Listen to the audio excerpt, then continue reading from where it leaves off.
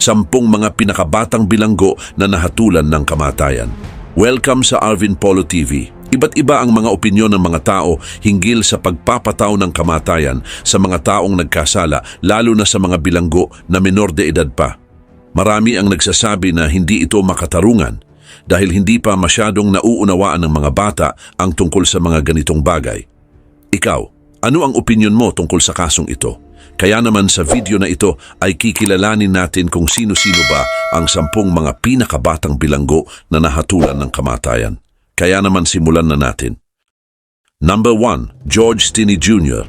Si George Stinney Jr. ay isang batang African-American na ipinanganak noong October 21, 1929 sa Pinewood, South Carolina. Isa siya sa mga pinakabatang tao na pinatay sa electric chair sa United States noong 20th century. Noong March 23, 1944, sa edad na 14, siya ay nahatulan ng kamatayan para sa pagpatay sa 2 batang babae na sina Betty June Binnicker at Mary Emma Thames sa Alcolu, South Carolina. Ang kaso ni George ay kilala bilang simbolo ng kawalan ng hustisya, racism at maling paghatol. Natagpuan ang mga katawan ni na Betty June at Mary Emma sa isang kanal na may malulubhang sugat sa ulo. Inaresto si George at ang kanyang kapatid na si Johnny noong araw ding iyon. Sinasabi ng pulis na inamin ni George ang krimen matapos siyang tanungin ng maraming oras kahit wala siyang kasamang abogado o magulang. Maraming nagdududa sa kanyang pag-amin dahil walang sapat na ebidensya at dahil bata pa siya. Samantala, ang paglilitis kay George noong April 24, 1944 ay tumagal lamang ng halos 2 oras. Ang mga judges na puro mga puting lalaki ay nagdesisyon sa loob ng 10 minutes at hinatulan siyang guilty. Wala siyang mahusay na abogado at hindi man lang tumawag ng kahit isang saksi ang kanyang tagapagtanggol. Ang komunidad ng African American ay natakot na suportahan si George dahil sa racism at banta ng karahasan. Kaugnay din nito, noong June 16, 1944, si George ay pinatay sa electric chair sa Columbia, South Carolina. Pero dahil sa kanyang maliit na katawan ay kinailangan pang paupuin siya sa isang libro para umabot sa upuan. Ang execution ay napakamarahas at hindi makatarungan. Si George ay nanatiling tahimik at tila nagdarasal habang dumadaloy ang kuryente sa kanyang katawan na agad niyang ikinamatay. Subalit noong 2014, matapos ang 70 years, ay isang hukom sa South Carolina ang nagpawalang sala kay George Stinney Jr. Matapos muling pag-aralan ang kaso, ay natuklasan na maraming pagkakamali ang nangyari sa paglilitis, kabilang na dito ang kawalan ng sapat na ebidensya at hindi makatarungang pagsisiyasat. Number 2, Leonard Shockley. Si Leonard Shockley ay isa sa mga pinakabatang nahatulan ng kamatayan sa United States. Ipinanganak siya noong 1941 sa South Carolina at lumaki sa isang mahirap na pamilya. Sa edad na 16 ay nasangkot siya sa isang krimen na nagdala sa kanya sa hukuman at bilangguan. Noong February 26, 1958, si Leonard at ang kanyang kapatid na si Harold, na 18 years old noon, ay pumasok sa isang tindahan sa Dorchester County, Maryland. Habang nagnanakaw sila, ay isang babae na nagngangalang Minnie Carroll na 54 years old ang napatay. Pero kahit hindi si Leonard ang direktang pumatay, ay napatunayan siyang kasabwat sa krimen. Sa batas noong panahong iyon, kahit sinong kasama sa krimen na nagresulta sa kamatayan ay maaaring hatulan ng kamatayan. Dahil dito, ang kaso ni Leonard Shockley ay nagdala ng malaking atensyon. Maraming tao at grupo ang humiling na palayain siya, lalo na dahil sa kanyang murang edad. Ngunit kahit may mga petisyon at apela ay nanatili ang hatol na kamatayan kay Leonard. Mahigpit ang justice system noon at walang pagbibigay sa mga batang kriminal. Si Leonard ay dumaan sa maraming proseso ng korte, pero sa huli ay hindi nagbago ang kanyang sentensya. At noon ngang April 10, 1959, sa edad na 17, si Leonard Shockley ay pinatay sa pamamagitan ng gas chamber sa Maryland State Penitentiary. Siya ang naging pinakabatang tao na pinatay dahil sa death row sa modern history ng United States. Ang kanyang pagkamatay ay nagdala ng malaking epekto sa mga usapan tungkol sa hustisya para sa mga kabataan. Maraming grupo at tagapagtaguyod ng reform sa criminal justice ang gumamit ng kanyang kaso bilang halimbawa ng kawalan ng katarungan sa sistema. Gayun din, ang kaso ni Leonard Shockley ay nagdulot ng pagbabago sa juvenile justice system ng United States.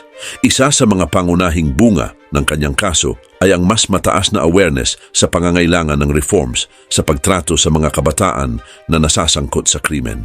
Number 3, James Arsene. Si James Arsene ay kilala bilang isa sa mga pinakabatang nahatulan ng kamatayan sa Amerika. Ipinanganak siya noong 1862 at member din siya ng Cherokee tribe. Ang kanyang kwento ay puno ng mga issue hinggil sa hustisya at discrimination noong panahon ng Wild West. Noong siya ay 10 o 11 years old, si Arsene at ang kanyang kasamang si William Parchmill, na isang mas matandang lalaki, ay gumawa ng krimen. Dahil noong November 1872, sila ay nagnakaw at pumatay ng isang lalaking nagngangalang William Hardin sa Fort Gibson, Indian Territory. Nahuli sila at nilitis. Kahit na bata pa siya, si Arsene ay hinatulan ng kamatayan sa pamamagitan ng pagbitay. Ngunit bago pa man maisagawa ang sentensya ay nakatakas si Arsene mula sa kulungan. Naging takas siya sa loob ng maraming taon bago siya muling nahuli noong 1885. Kahit na bata pa siya noong ginawa ang krimen ay itinuloy pa rin ang death penalty sa kanya. At noon ngang June 18, 1885, si Arsene, na noon ay 23 years old na, ay binitay sa Fort Smith, Arkansas. Ang kaso ni James Arsene ay nagdulot ng mga tanong tungkol sa tamang edad para sa pananagutan sa krimen. Noon ay walang malinaw na batas tungkol sa minimum age para sa parusang kamatayan. Dahil dito, ang mga young criminals tulad ni Arsene ay humarap sa parehong parusa gaya ng mas matatandang kriminal. Ang kanyang kaso ay naging simbolo ng kawalan ng hustisya at pagkakamali sa justice system noong panahong iyon. Bukod pa rito, ang kaso ni Arsene ay nagpapakita ng discrimination laban sa mga Native American. Ang mga batas at hustisya noon ay madalas na hindi patas para sa mga katutubo. Ang mabilis na paghatol at pagbitay kay Arsene ay nagpapakita ng sistemang hindi pantay at puno ng pagkiling laban sa mga Native American. Sa kasalukuyan, ang kwento ni James Arsene ay bahagi ng mga talakayan tungkol sa hustisya para sa mga kabataan. Ang mga kasong tulad ng kay Arsene ay nagdulot ng mga pagbabago sa mga batas ng maraming estado na ngayon ay may mga proteksyon para sa mga bata. Ang mga bata ay hindi na maaaring hatulan ng kamatayan sa karamihan ng mga bansa. Number 4, Napoleon Beasley. Si Napoleon Beasley ay ipinanganak noong August 1, 1976 sa Grapeland, Texas. At sa edad na 17 ay naging isa siya sa pinakabatang death row inmates sa United States matapos siyang mahatulan ng pagpatay noong 1994. Ang kanyang kaso ay nagdulot ng malaking atensyon at debate tungkol sa parusang kamatayan para sa mga kabataan. Dahil noong April 19, 1994, si Beasley kasama ang dalawang kaibigan ay nagnakaw ng kotse mula kay John Lutig na isang kilalang abogado mula sa Tyler, Texas.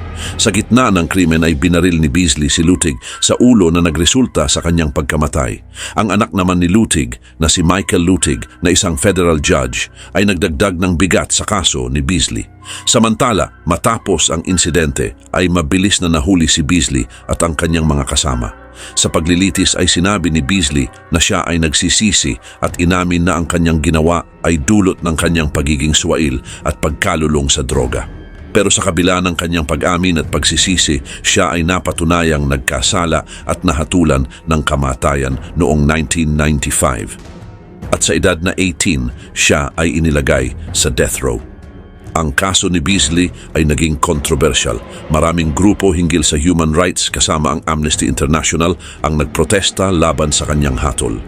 Ayon sa kanila, si Beasley ay menor de edad noong ginawa niya ang krimen at ang paghatol ng kamatayan sa isang menor de edad ay labag sa mga international law na may kaugnayan sa karapatang pantao. Binibigyang diin din nila na ang mga kabataan ay may kakayahang magbago at mag-rehabilitate. Dagdag pa rito, si Beasley ay nanatili sa death row ng 7 taon habang ang kanyang mga abogado ay nagsampa ng iba't ibang apela upang mabago ang kanyang hatol. Sinubukan nilang patunayan na ang kanyang paglilitis ay hindi patas dahil sa racism at bias mula sa judge. Subalit lahat ng kanilang apela ay tinanggihan, kabilang na dito ang mga petition sa Texas Board of Pardons and Paroles at sa Supreme Court ng United States. At noong May 28, 2002. Sa edad na 25, si Napoleon Beasley ay binigyan ng lethal injection sa Huntsville Unit, Texas. Bago siya bitayin, ay nagbigay siya ng huling pahayag kung saan humingi siya ng tawad sa pamilya ng biktima at sa kanyang sariling pamilya. Sinabi niyang nagbago na siya mula sa kanyang mga nagawang kasalanan at inamin niyang mali ang kanyang ginawa. Number 5, Paula Cooper. Si Paula Cooper ay naging kilala bilang isa sa mga pinakabatang nahatulan ng parusang kamatayan sa Amerika. Ang kanyang kaso ay naging sentro ng kontrobersya tungkol sa parusang kamatayan para sa mga kabataan.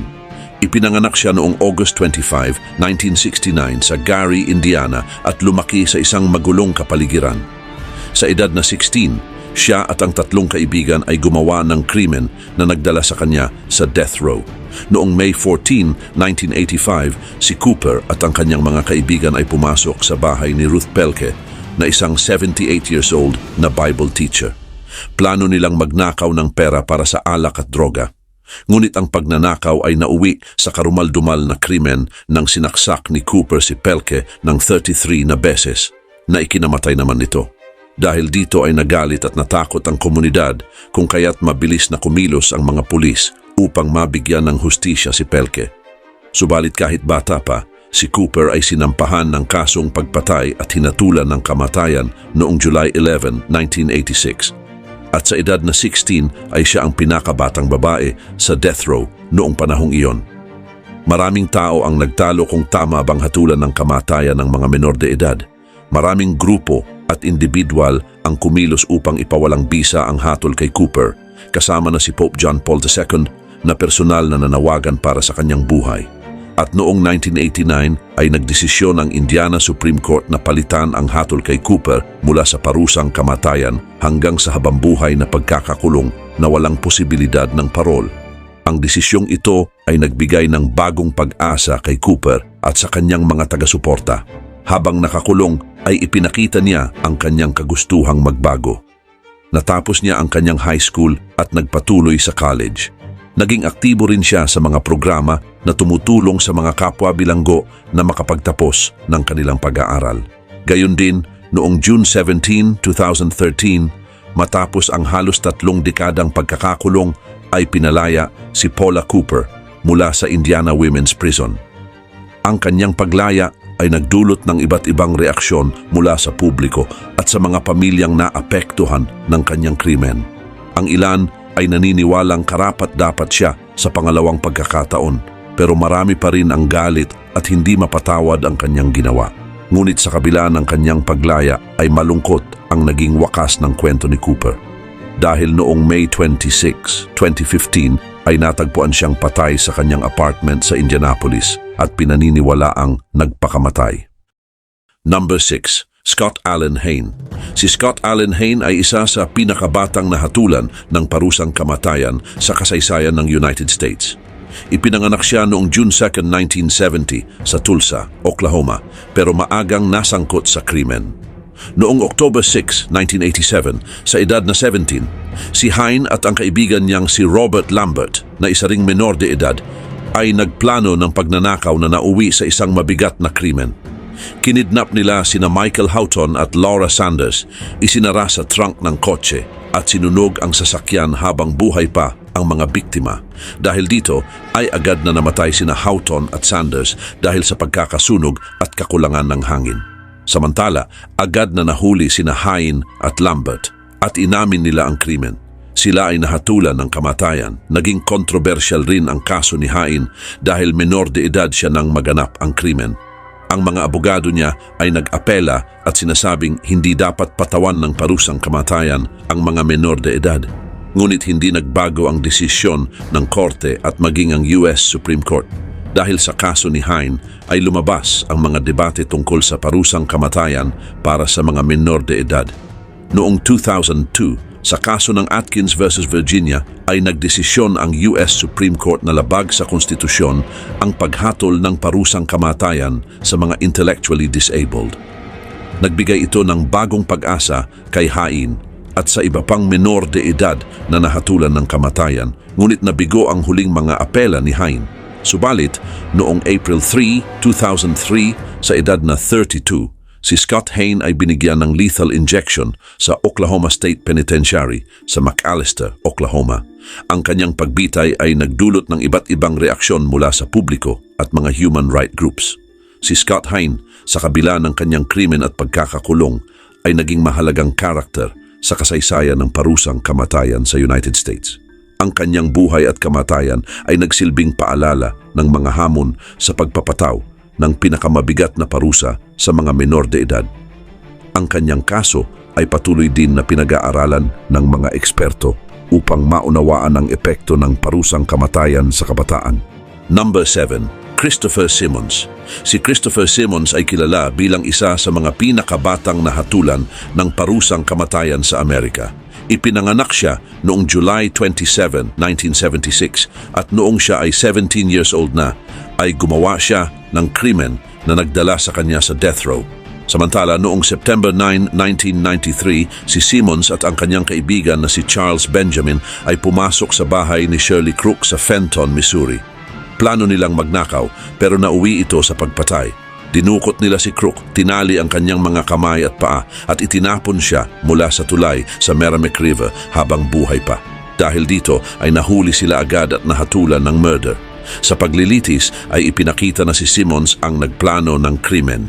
Ipinagmamalaki pa niya ito at iniisip na hindi siya mapaparusahan ng mabigat dahil menor de edad siya. Subalit noong 1994 ay nahatulan siya ng kamatayan. Isa rin ito sa mga pinakamabigat na parusa na ibinigay sa isang napakabatang tao sa kasaysayan ng Amerika. Gayon din, ang kaso ni Simmons ay nagdulot ng malaking pagbabago sa batas tungkol sa parusang kamatayan para sa mga menor de edad. Umabot rin ang kanyang kaso sa Supreme Court ng United States. At noong 2005, sa desisyon tungkol sa kaso ng Roper versus Simmons, ay napagpasyahan na hindi na maaaring patawan ng parusang kamatayan ang mga menor de edad. Sabi ng Supreme Court, ang mga kabataan ay hindi pa ganap na nahuhubog at mas mababa ang kanilang kakayahan na magdesisyon, kaya hindi tama na patawan sila ng parusang kamatayan. Dahil dito, ay nabago rin ang sentensya ni Simmons mula sa parusang kamatayan tungo sa habambuhay na pagkakakulong na walang posibilidad ng parol. Ang desisyon tungkol sa Roper versus Simmons ay nagmarka ng malaking pagbabago sa batas ng Amerika. Nagsilbi rin ito bilang bagong pamantayan kung paano dapat ituring ang mga menor de edad na nakagawa ng mabibigat na krimen. Number 8. Ruben Cantu. Si Ruben Cantu ay isa rin sa pinakabata na nahatulan ng kamatayan sa United States. Ipinanganak noong December 5, 1966 sa San Antonio, Texas at nahatulan siya ng kamatayan noong siya ay 17 years old pa lamang. Ang kanyang kaso ay naging kontrobersyal dahil sa mga tanong tungkol sa kakulangan ng ebidensya at posibilidad na siya ay inosente. Kaugnay nito, noong 1984, si Cantu ay kinasuhan ng pagpatay kay Pedro Gomez na isang kontraktor na namatay sa isang pagnanakaw. Si Juan Moreno na kasama ni Gomez noong nangyari ang krimen ay nagturo kay Cantu bilang isa sa mga salarin. Kahit walang pisikal na ebidensya na mag-uugnay kay Cantu sa krimen, ay nahatulan siya batay sa testimonya ni Moreno. Subalit paglipas ng ilang taon ay lumitaw ang bagong ebidensya na maaaring magpatunay na inosente si Cantu. Binawi ni Moreno ang kanyang testimonya at sinasabing pinilit lang siya ng mga pulis na ituro si Cantu. Ayon kay Moreno, hindi niya talaga nakita kung sino ang bumaril sa kanila at natakot lamang siya sa mga banta ng mga pulis.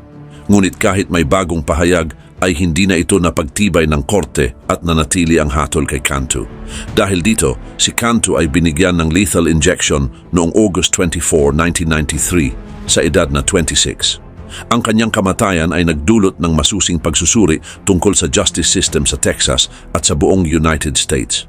Marami ring organizations ang nagsagawa ng kampanya upang i-review ang mga kaso ng mga batang nahatulan ng kamatayan na nagdulot ng mas mahigpit na mga pamantayan para sa pagkukulong at paghatol sa mga menor de edad. Dagdag pa rito, ang kaso ni Cantu ay naging simbolo rin ng mga pagkukulang ng justice system lalo na sa mga kasong may kinalaman sa mga bata at mga menor de edad. Ang kanyang pagkamatay ay nagdulot ng mga tanong tungkol sa pagiging patas ng mga proseso. at ang kahalagahan ng sapat na ebidensya bago magpataw ng pinakamabigat na parusa. Gayun din, ang pangyayaring ito ay nagdulot ng pagbabago sa mga pananaw ng publiko tungkol sa parusang kamatayan at nagbigay daan sa mga reforms sa mga batas na naglalayong protektahan ang mga karapatan ng mga menor de edad. Number 9, Johnny Frank Garrett. Si Johnny Frank Garrett ay isa sa mga pinakabatang nahatulan ng parusang kamatayan sa Amerika. Ipinanganak siya noong December 24, 1963 sa Amarillo, Texas. Lumaki rin siya sa isang mahirap na buhay. Ang kanyang ama ay laging lasing at ang kanyang ina ay gumagamit ng droga at madalas siyang sinasaktan.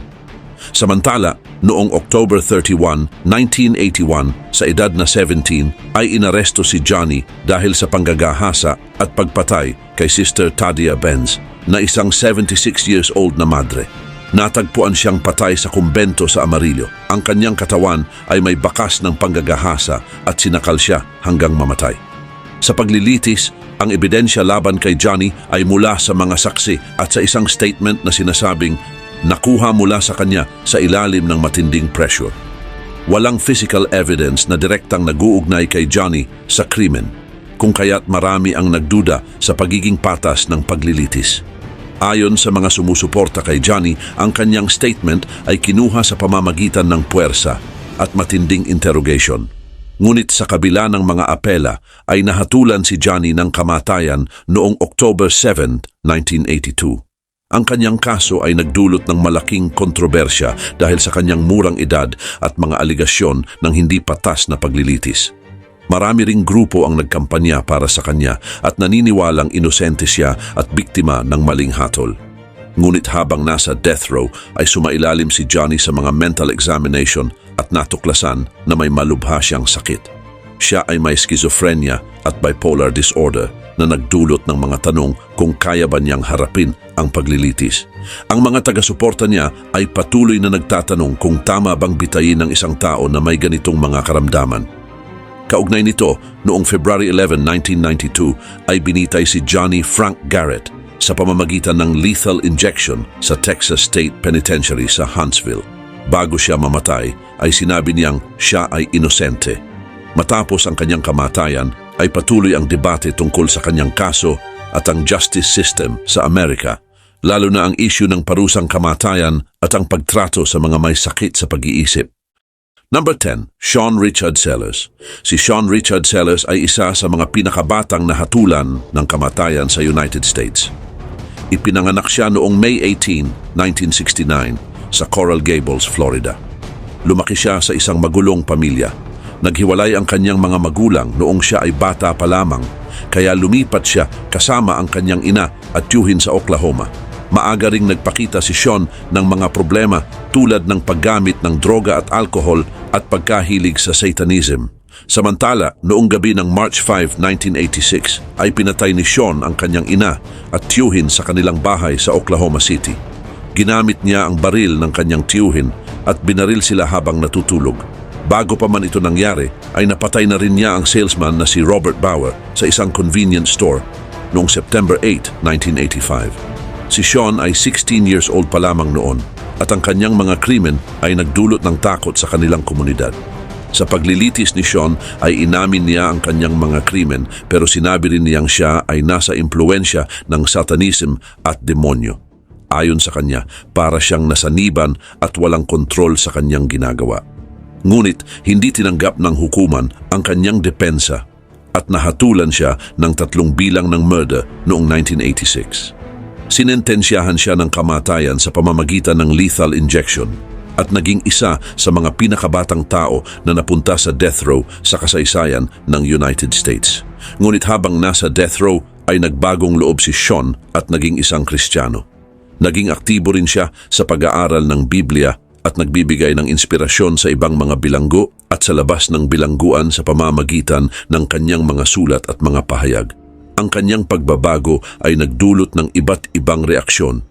Ang ilan ay nakisimpatya at naniwala sa kanyang pagbabago. Samantalang ang iba naman ay nanatiling nagdududa at iniisip na ang kanyang bagong pananampalataya ay paraan lamang para makakuha ng simpatya at mabawasan ang kanyang sentensya. Sa kabilang banda, ang kaso ni Sean Sellers ay nakakuha rin ng pansin mula sa mga human rights groups at mga kontra sa parusang kamatayan. Sinasabi nilang hindi dapat patayin si Sean dahil siya ay menor de edad pa lamang noong ginawa niya ang krimen at dahil na rin sa kanyang mga problema sa pag-iisip. 10 mga pinakamapanganib na bilanggo sa kasaysayan. Welcome sa Arvin Polo TV. Kadalasan ang pagiging masama ay hindi likas. Ito ay sapagkat maraming factors ang nakakaapekto kung bakit nagiging masama ang isang tao. Maaring bata pa lamang ay nakakaranas na siya ng mga pang-aabuso mula sa kanyang mga magulang o sa ibang tao. At posible din na lumala ito habang lumalaki ang bata na magre-resulta upang makagawa siya ng mga mabibigat na krimen tulad ng pagpatay. Sa ating kasaysayan ay maraming mga bilanggo ang itinuturing na mapanganib. Ngunit bakit kaya at gaano kaya karami ang mga naging biktima nila? At sa video na ngang ito ay kikilalanin natin ang 10 mga pinakamapanganib na bilanggo. Kaya naman simulan na natin. Number 1, Ted Bundy. Si Theodore Robert Bundy o mas kilala bilang Ted Bundy ay isang kilalang serial killer sa Amerika. Ipinanganak siya noong November 24, 1946 sa Burlington, Vermont. Ang kanyang ina na si Louise Cowell ay hindi kasal nang siya ay ipinanganak. Pinalaki siya ng kanyang mga lolo at lola bilang anak nila at pinalabas na ang kanyang ina ay kanyang kapatid. Lumipat sila sa Tacoma, Washington noong 1950s kung saan nag-asawa ang kanyang ina ng isang lalaking nagngangalang John Bundy na nag-ampon kay Ted. Matalino at kaakit-akit si Bundy at ito ang mga katangiang ginamit niya upang makuha ang tiwala ng kanyang mga biktima. Nagtapos siya ng psychology sa University of Washington at nag-aral ng law sa University of Utah. Pero sa kabila ng maayos na image ay mayroon ding madilim na bahagi si Bundy na lumitaw noong 1970s. Mula 1974 hanggang 1978 ay pumatay si Bundy nang hindi bababa sa 30 na mga kababaihan sa iba't ibang estado ng Amerika tulad ng Washington, Oregon, Utah, Colorado at Florida. Karaniwan niyang ginagamit ang kanyang charm para akitin ang mga biktima, nagpapanggap na may sirang braso o paa at humihingi ng tulong. Kapag nakuha na niya ang kanilang tiwala ay dadalhin niya sila sa kanyang sasakyan kung saan sila sinasaktan, ginagahasa at pinapatay. Madalas ding binabalikan ni Bundy ang mga bangkay ng kanyang mga biktima upang muling galawin ang mga ito. Subalit kahit nahuli siya noong 1975 ay nagawa niyang makatakas ng 2 beses. Noong 1977 ay tumakas siya mula sa isang law library sa Colorado at muling nahuli. At noong December 1977 ay muli siyang nakatakas mula sa bilangguan at nagtungo sa Florida.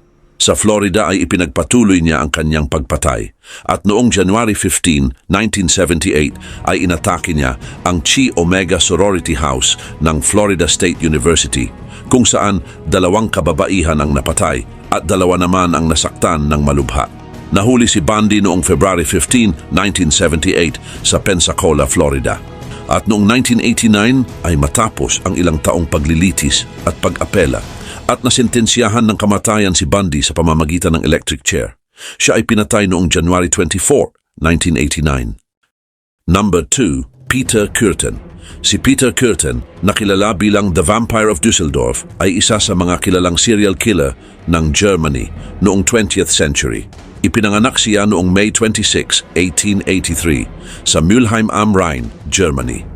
Lumaki siya sa isang mahirap at marahas na pamilya. Ang kanyang ama ay isang palainom na madalas binubugbog ang kanyang asawa at mga anak, kaya lumaki si Kürten na puno ng takot at galit.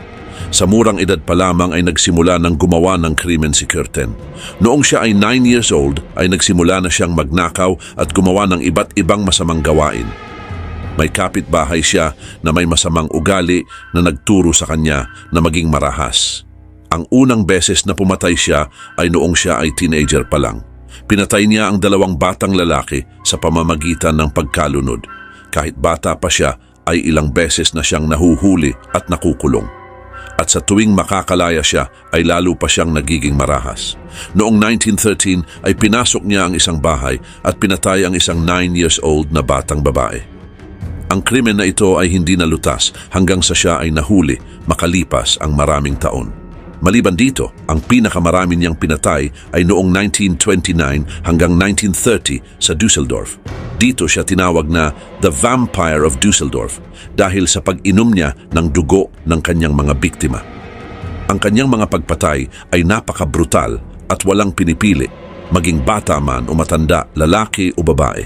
Gumamit siya ng iba't ibang paraan ng pagpatay tulad ng pagbaril, pagsaksak at pagpalo na nagdulot ng takot sa buong lungsod. At noon ngang 1930 ay nahuli si Curtin matapos siyang ipagkanulo ng kanyang asawa. Ikinuwento ni Curtin sa kanya ang mga detalye ng kanyang mga pagpatay na agad namang sinabi ng asawa niya sa mga pulis. Nahuli si Curtin at dinala sa korte kung saan inamin niya ang pagpatay sa hindi bababa sa 9 na tao at ang pananakit sa marami pa. Detalyado niyang ikinuwento ang kanyang mga krimen na nagpakita kung gaano siya kabrutal. Samantala, sa kanyang paglilitis ay sinabi ng mga doktor na si Curtin ay isang sadistic psychopath na hindi na mababago pa. Noong 1931, siya ay hinatulan ng kamatayan at pinugutan ng ulo noong July 2 ng parehong taon. Number 3, Rodney Alcala.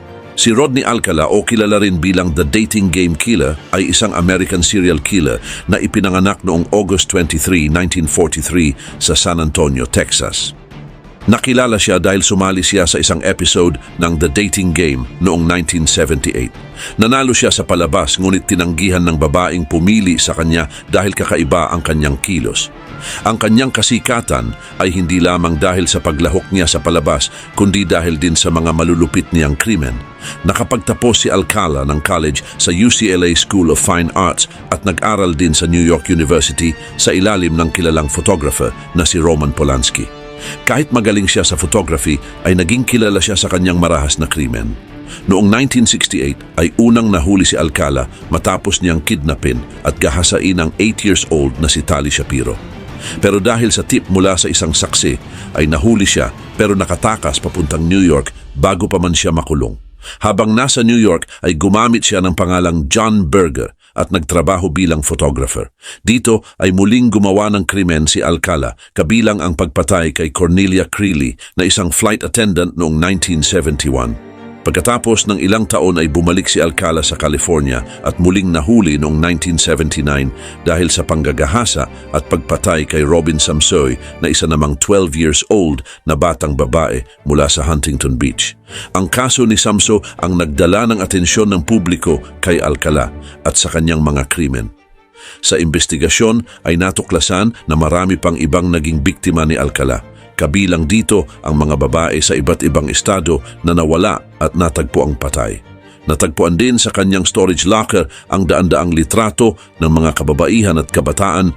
Karamihan ay hindi pa rin nakikilala hanggang ngayon.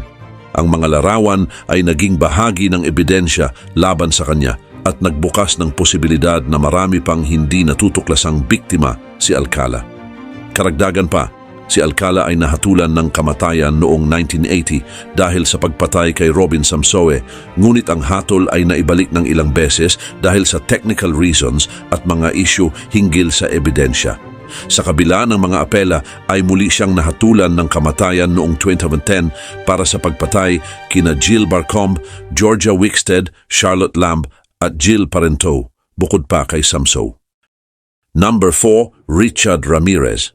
Si Richard Ramirez na kilala rin bilang The Night Stalker ay isang kilalang serial killer sa United States.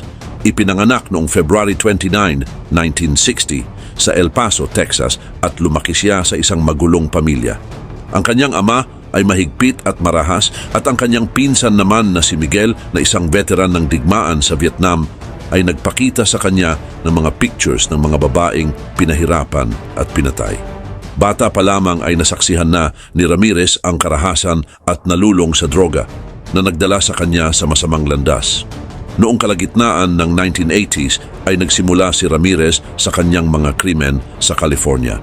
Ang kanyang unang kilalang pagpatay ay nangyari noong June 28, 1984 nang pumasok siya sa bahay ni Jenny Vinco na isang 79 years old na babae at brutal itong pinatay. Mula noon ay sunod-sunod na ang kanyang mga pag-atake. Madalas siyang pumasok sa mga bahay sa kalagitnaan ng gabi at pinapatay ang mga tao gamit ang baril, kutsilyo at martilyo. Bukod sa pagpatay ay marami rin siyang ginagahasa at sinasaktan bago o pagkatapos patayin. Samantala, isa sa mga kakaibang katangian ni Ramirez ay ang kanyang pagkahumaling sa Satanism. Madalas niyang iniiwan ang mga simbolo ni Satanas sa mga crime scene at minsan ay pinipilit pa ang kanyang mga biktima na mag-swear to Satan. Ang kanyang mga krimen ay nagdulot ng matinding takot sa komunidad ng Los Angeles kung saan maraming residente ang natakot matulog sa kanilang mga bahay. Tinawag siyang The Night Stalker ng media na lalong nagpalaganap ng takot. Subalit noong August 1985 ay natukoy si Ramirez ng mga otoridad sa tulong ng mga saksi at ebidensya. Naging lantad siya sa publiko matapos mailathala ang kanyang larawan sa mga newspapers at telebisyon. At noon ngang August 31, 1985, ay nahuli si Ramirez sa East Los Angeles matapos siyang makilala ng isang grupo ng mga residente. Sinubukan niyang tumakas pero siya ay hinabol, binugbog at hinuli ng mga tao bago dumating ang mga pulis. Ang paglilitis kay Richard Ramirez ay isa sa mga pinakamahaba at pinakamahal sa kasaysayan ng California. Noong 1989 ay napatunayang nagkasala siya sa 13 na kaso ng pagpatay, 5 kaso ng tangkang pagpatay, 11 na kaso ng sexual assault at 14 na kaso naman ng pagnanakaw. Number 5, John Wayne Gacy. Si John Wayne Gacy o kilala bilang The Killer Clown ay isa sa mga pinakakilalang serial killer sa Amerika. Ipinanganak noong March 17, 1942 sa Chicago, Illinois at lumaki siya sa isang mahirap at abusadong pamilya. Ang kanyang ama ay madalas siyang pinapalo at inaabuso, habang ang kanyang ina ay sinusubukang protektahan siya pero walang magawa. Pero sa kabila ng mga hirap ay aktibo si Gacy sa komunidad at sumali siya sa Boy Scouts at simbahan. Noong 1970s ay kilala si Gacy sa kanyang komunidad bilang mabait at masipag. Isa siyang negosyante na may sariling contractor company at madalas siyang sumasali sa mga local activities. Bukod dito ay nagvo-volunteer din siya bilang clown sa mga children's parties at hospital at kilala bilang Pogo the Clown. Samantala, nagsimula ang mga krimen ni Gacy noong 1970s. Ang kanyang mga biktima ay kadalasang mga batang lalaki at kabataan at karamihan ay nasa edad 14 hanggang 21. Karamihan sa kanila ay mula sa mahihirap na pamilya at mga runaway, kung kaya't madali silang natutukso ng mga inaalok ni Gacy na trabaho o tulong. Sa kanyang bahay sa Norwood Park, Chicago, ay pinatay niya ang kanyang mga biktima sa pamamagitan ng pagpapahirap, paghawak at pagsakal. Ang kanyang style ay talaga namang kakaiba dahil madalas niyang itali ang kanyang mga biktima gamit ang mga posas at sasabihin sa kanila na may magic trick siya bago niya sila sakalin hanggang sa mamatay. Subalit noong December 1978, matapos mag-imbestiga ang pulis sa pagkawala ng isang 15 years old na batang lalaki na nagngangalang Robert Piest, ay natuklasan nila ang madilim na sikreto ni Gacy. Nakakuha ang mga pulis ng search warrant para sa bahay ni Gacy at natuklasan ang nakakatakot na eksena. Ito ay sapagkat 29 na mga bangkay ang natagpuan sa ilalim ng kanyang bahay, habang ang iba pang mga biktima ay itinapon sa Des Plaines River. Sa kabuuan ay umamin si Gacy na pumatay siya ng 33 na mga kabataan at batang lalaki. Nagsimula ang paglilitis kay Gacy noong February 6, 1980. Number 6, Andrei Romanovich Chikatilo.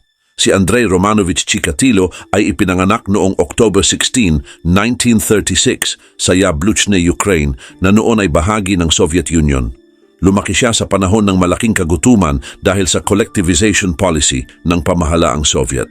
Maraming tao ang namatay sa gutom at ang pamilya ni Andrei ay labis na naapektuhan.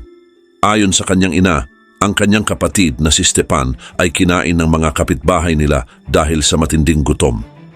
Ang pangyayaring ito ay nagdulot ng malaking epekto sa isipan ni Andrei. Noong bata pa siya, si Chikatilo ay tahimik at madalas inaapi ng kanyang mga kaklase dahil sa kanyang pagiging mahiyain.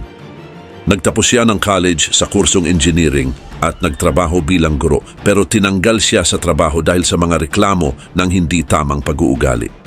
Sumali siya sa Communist Party na nagbigay sa kanya ng mas maraming oportunidad sa trabaho pero hindi nawala ang kanyang masamang ugali.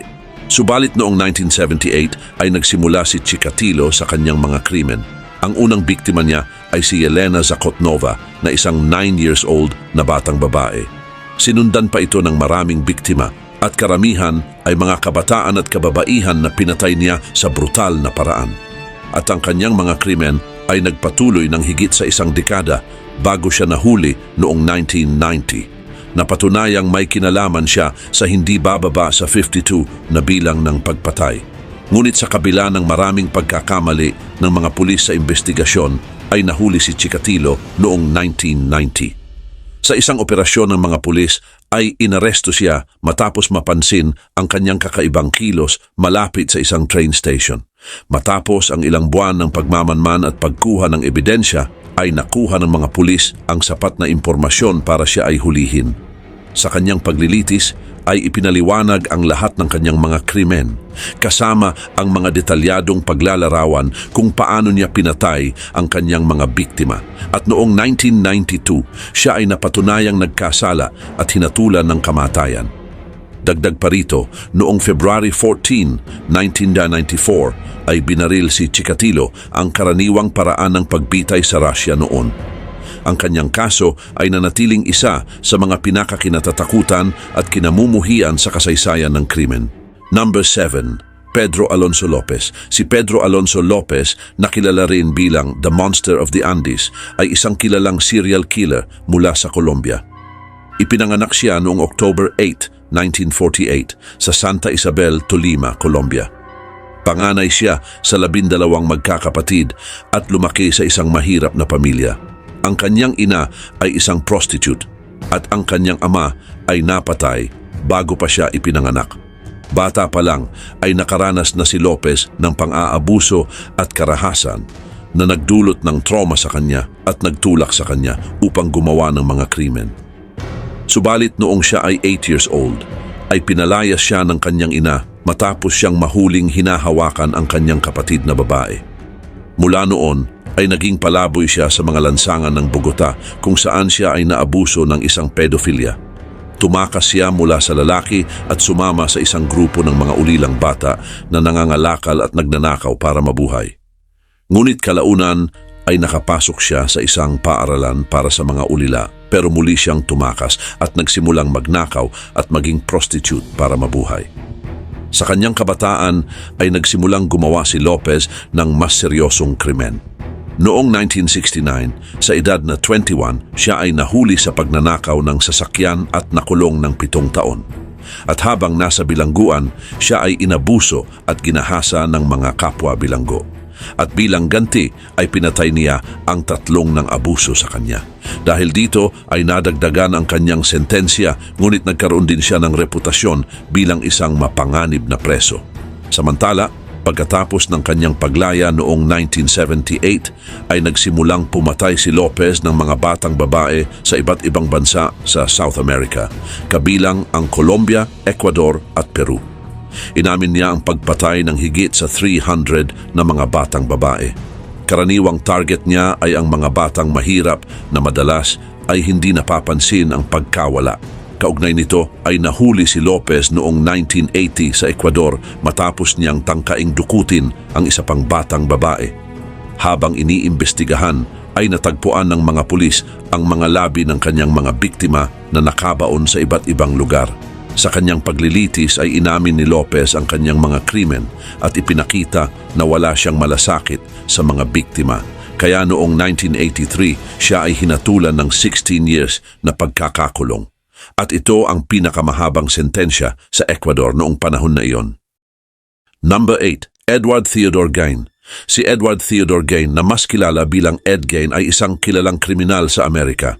Ipinanganak siya noong August 27, 1906 sa La Crosse, Wisconsin. Nakilala siya dahil sa kanyang mga krimen noong 1950s kung saan nagnanakaw siya ng mga bangkay mula sa mga libingan at gumagawa ng mga bagay mula sa balat at buto ng mga patay. Ang kanyang mga krimen ay naging inspirasyon sa mga pelikula at libro tulad ng Psycho, The Texas Chainsaw Massacre at The Silence of the Lambs. Lumaki si Gain sa isang mahigpit at religious family. Ang kanyang ina, si Augusta, ay isang devoted Lutheran na galit sa mga lalaki maliban sa kanyang mga anak. Pinalaki niya sina Ed at ang kanyang kapatid na si Henry na may takot sa Diyos at iwas sa mga babae. Ang ama ni Gain ay isang alcoholic at walang gaanong impluensya sa kanilang buhay. Dahil dito, si Gain ay hindi nagkaroon ng maraming kaibigan at naging tahimik at mahiyain. Samantala noong 1940 ay namatay ang ama ni Gain at noong 1944 ay namatay naman ang kanyang kapatid na si Henry sa isang misteryosong sunog sa kanilang lupain. Maraming naniniwala na si Ed ang responsable sa pagkamatay ng kanyang kapatid, ngunit walang sapat na ebidensya para patunayan ito. Nang mamatay ang kanyang ina noong 1945 ay naiwan si Gain na mag-isa sa kanilang bukid sa Plainfield, Wisconsin. Ang pagkawala ng kanyang ina na siya lamang kakampi niya ay nagdulot ng matinding kalungkutan at pagkasira ng kanyang isipan. Ngunit noong 1947 ay nagsimula si Gain na maghukay ng mga bangkay mula sa mga lokal na sementeryo. Pinipili niya ang mga katawan ng mga kababaihan na kahawig ng kanyang ina. Mula sa mga bangkay na ito ay gumawa siya ng iba't ibang bagay tulad ng mga lampshade, upuan at damit mula sa balat ng tao. At noong November 16, 1957 ay natagpuan ng mga pulis ang mga nakakatakot na ebidensya sa bahay ni Gain matapos mawala ang isang tindera na si Bernice Worden. Natagpuan ang katawan ni Worden na binalatan at sinabit na parang usa sa shed ni Gain. Bukod dito, sa pag-iimbestiga sa bahay ni Gain ay natagpuan ng mga pulis ang mga nakakagulat na ebidensya. May mga maskara at kasuotan na gawa sa balat ng tao, mga bungo na ginawang mangkok, at iba pang mga bahagi ng katawan na ginamit bilang dekorasyon. Number 9, Gary Ridgway. Si Gary Ridgway na kilala bilang Green River Killer ay isang kilalang mamamatay tao na pumatay ng hindi bababa sa 49 na mga kababaihan sa estado ng Washington noong 1980s at 1990s. Ipinanganak siya noong February 18, 1949 sa Salt Lake City, Utah. Lumaki din siya sa isang pamilyang may problema. Ang kanyang ina ay dominant at kontrolado na maaaring nakaimpluwensya sa kanyang mga krimen.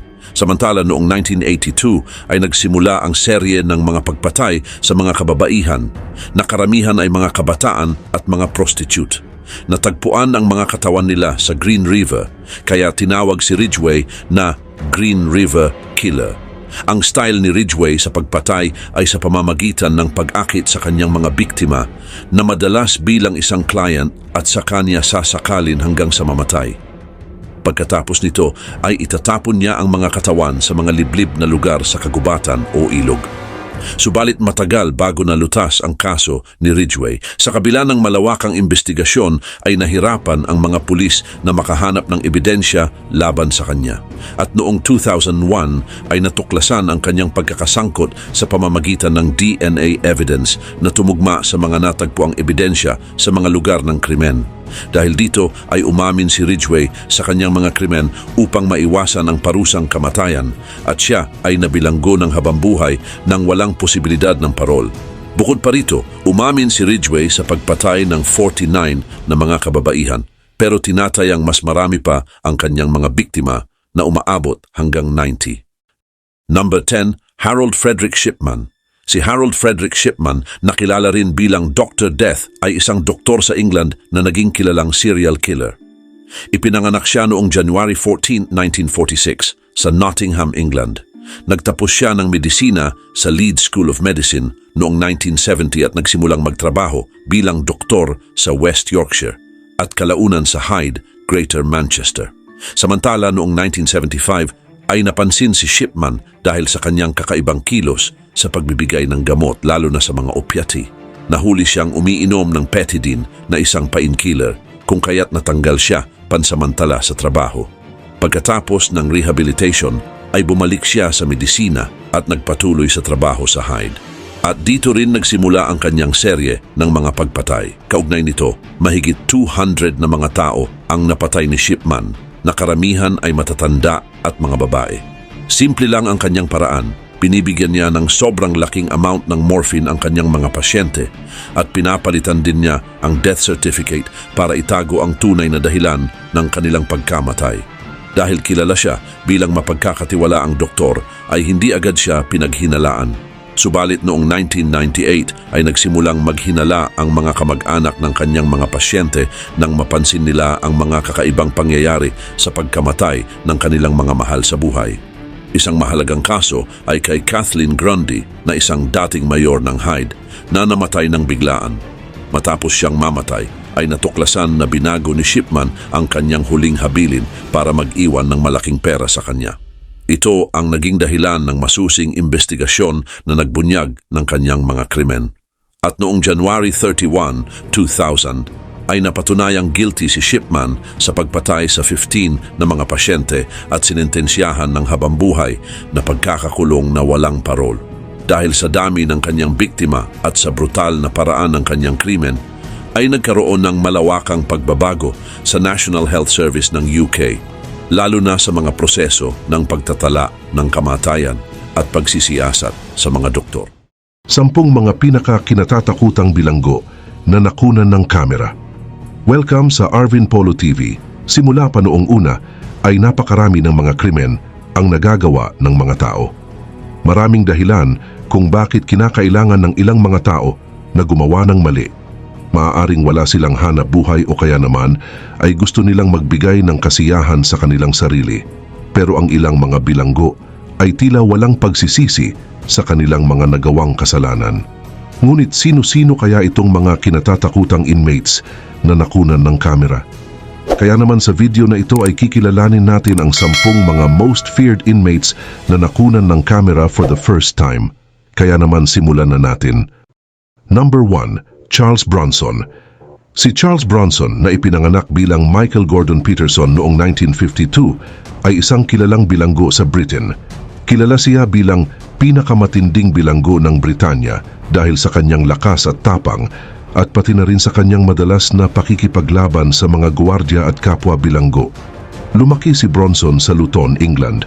Bata pa lang siya ay mahilig na siyang makipag-away. At sa edad na 19 ay unang nakulong si Bronson dahil sa pagnanakaw. Dapat 7 taon lang ang kanyang sentensya, pero nadagdagan pa dahil sa kanyang pagiging violent sa loob ng kulungan.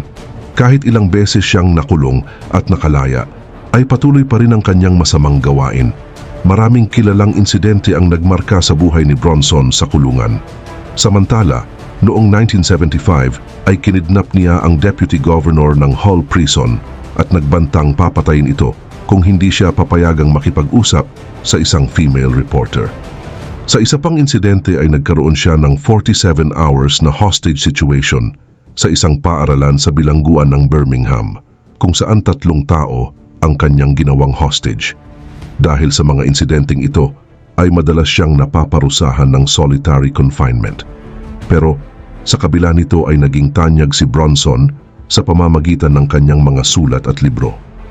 Ang kanyang autobiography na Bronson ay naging bestseller at isang pelikula na pinamagatang Bronson na pinagbidahan ni Tom Hardy ay lumabas noong 2008.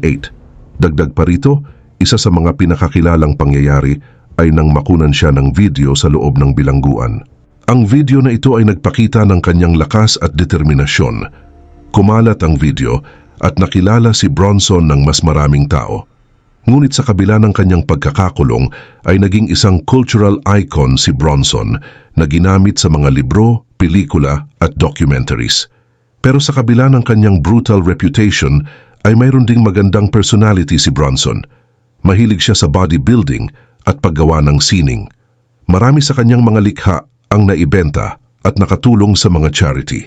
Mahilig din siya sa mga hayop, lalo na sa mga aso. Number 2, Pablo Escobar. Si Pablo Emilio Escobar Gaviria o mas kilala bilang Pablo Escobar ay isang Colombian drug lord at politiko. Siya ang leader ng Medellin Cartel at isa sa pinakakilala at pinakakinatatakutang kriminal sa kasaysayan, lalo na noong 1980s.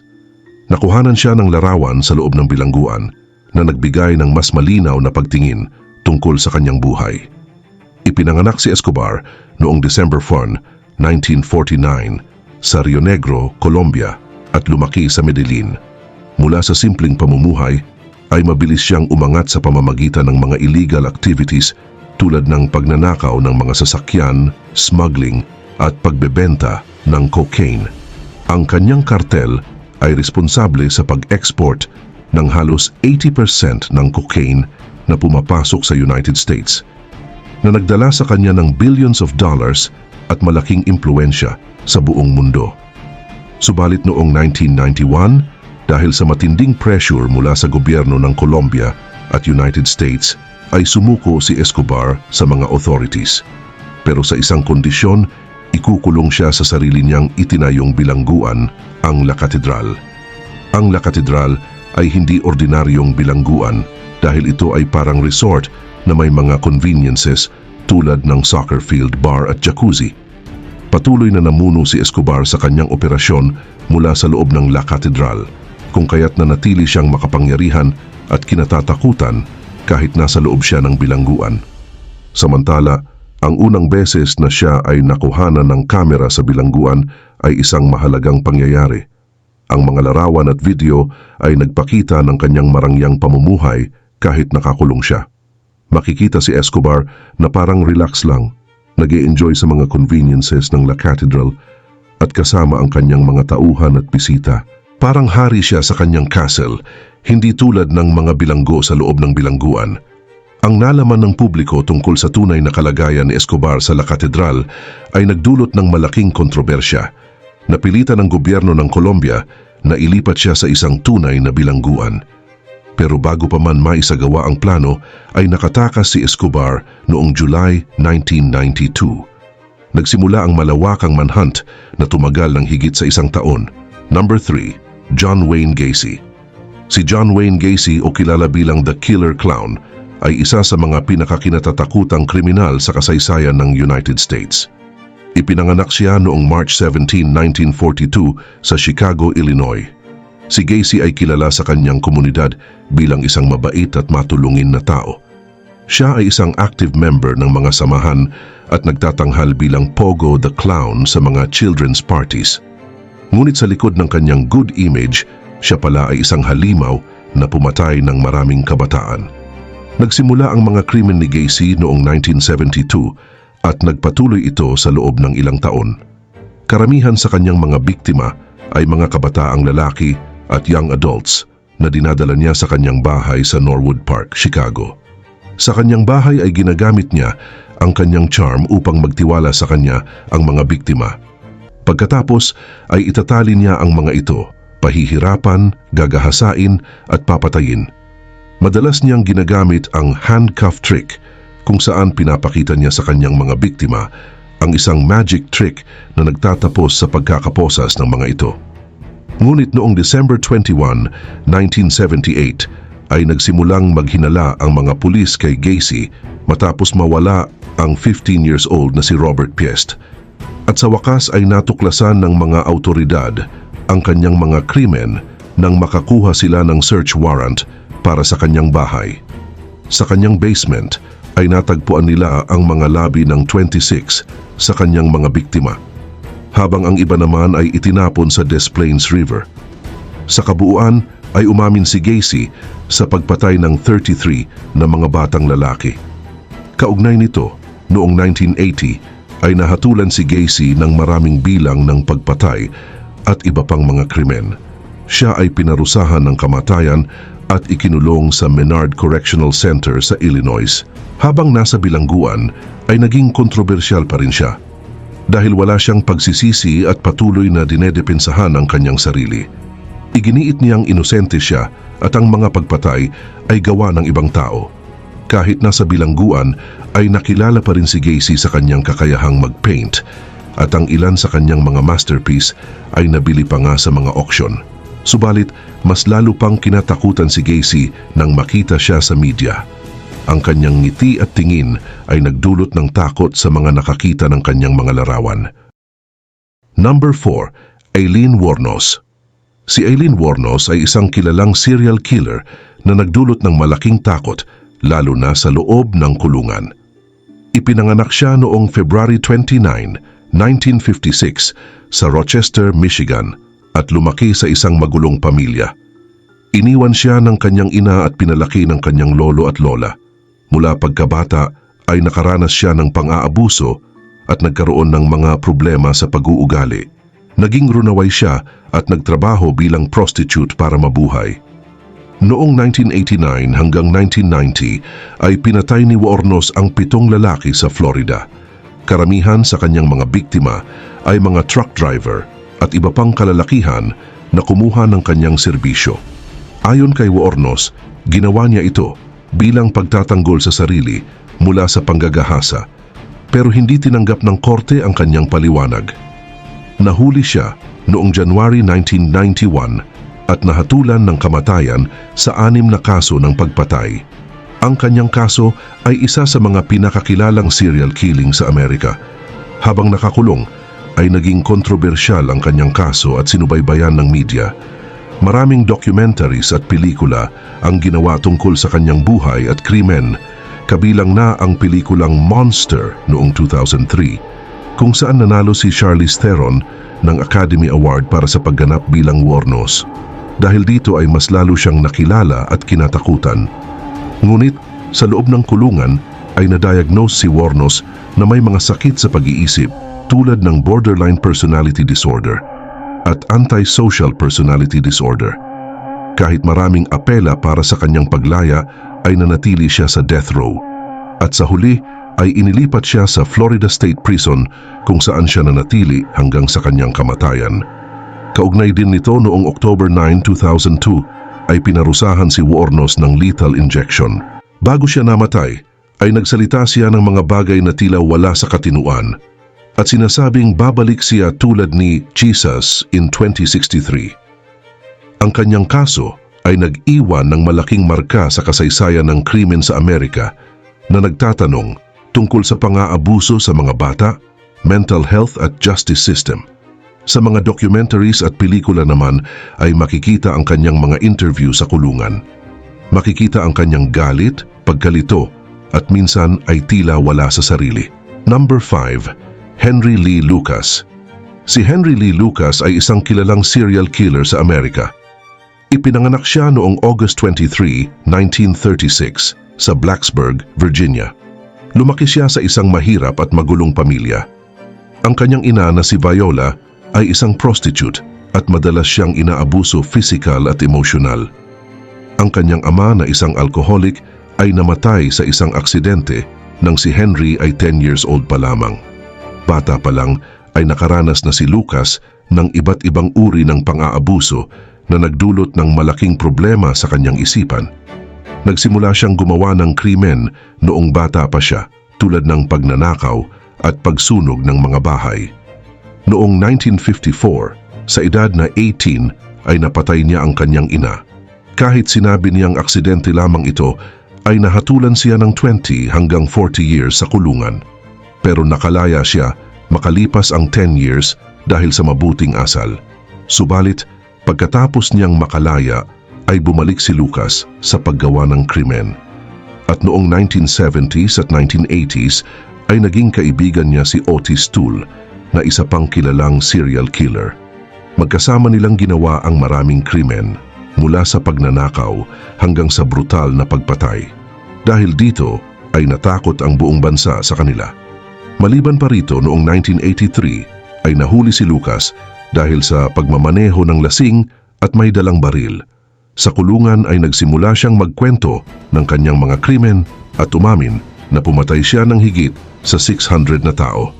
Dahil dito ay nagsagawa ng investigasyon ang mga pulis at kinasuhan siya. Pero maraming kaso ang walang sapat na ebidensya at pabago-bago ang kanyang mga sinasabi. Subalit kahit maraming kwento ni Lucas ang di mapatunayan, ay nahatulan pa rin siya ng 11 na pagpatay at sinentensyahan ng kamatayan. Dahil sa kanyang mga kaso, ay maraming nagtanong tungkol sa katotohanan ng mga pahayag ng mga kriminal at kung paano nagsisiyasat ang mga pulis. Ngunit noong 1998 ay binago ni Governor George W. Bush ang kanyang sentensya sa habambuhay na pagkakakulong dahil sa mga kontrobersya sa kanyang mga pag-amin. Number 6. Joaquin El Chapo Guzman. Si Joaquin El Chapo Guzman ay kilalang leader ng Sinaloa Cartel, isang makapangyarihang drug organization sa Mexico. Ipinanganak siya noong December 25, 1957 sa La Tuna, Sinaloa, Mexico.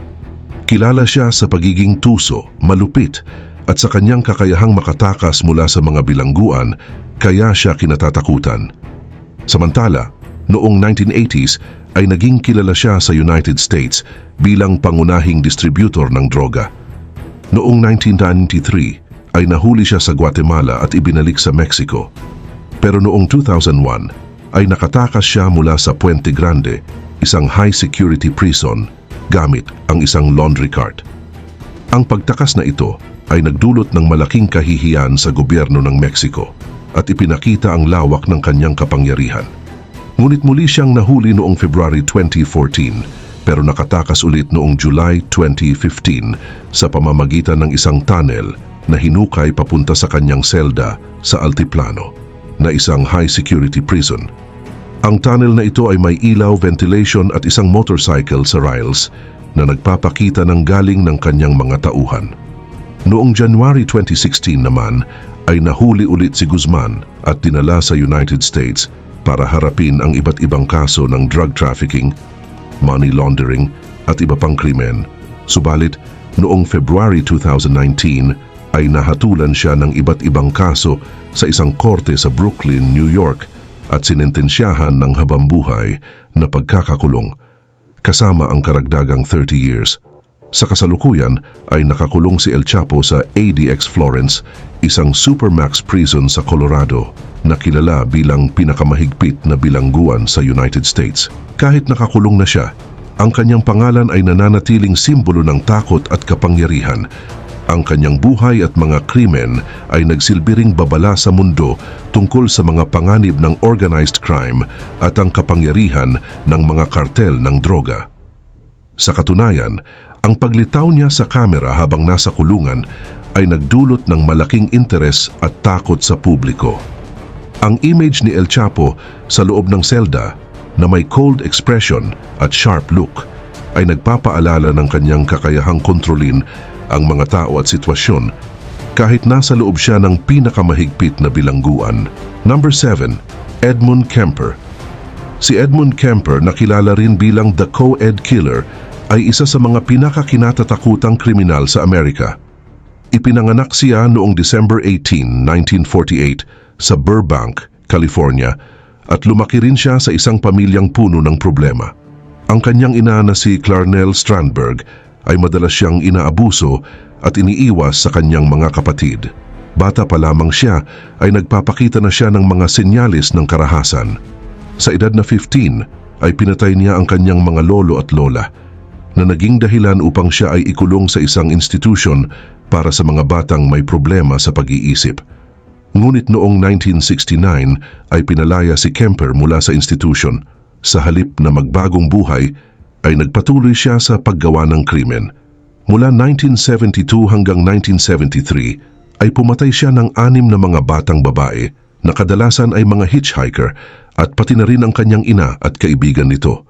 Brutal din ang kanyang paraan ng pagpatay dahil sinasakal niya ang kanyang mga biktima. At pagkatapos ay sinasaktan pa ang kanilang mga katawan. Gayon din naman, ang huling krimen ni Kemper ay ang pagpatay sa kanyang ina, na lalo pang nagpakita ng kanyang pagiging malupit. Pagkatapos patayin si Clarnell, ay ginamit niya ang martilyo at kutsilyo upang saktan ang kanyang ulo at katawan. Tinawagan niya ang mga pulis upang isumbong ang kanyang mga ginawa na naging dahilan ng kanyang pagkakakulong.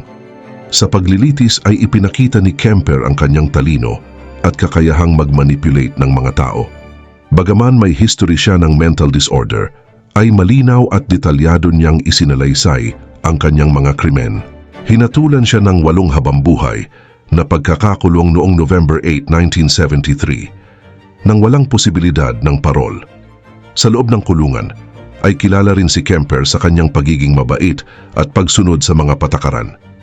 Ang kanyang taas na 6 feet at 9 inches at malaking katawan ay nagbibigay ng takot sa mga kapwa bilanggo at mga guwardiya. Lumahok rin siya sa ilang mga activities sa kulungan tulad ng paggawa ng mga audiobook para sa mga bulag. Samantala, isa sa mga unang pagkakataon na nakunan si Kemper ng kamera sa loob ng kulungan ay nagpakita ng kanyang cold look at walang emosyon na mukha.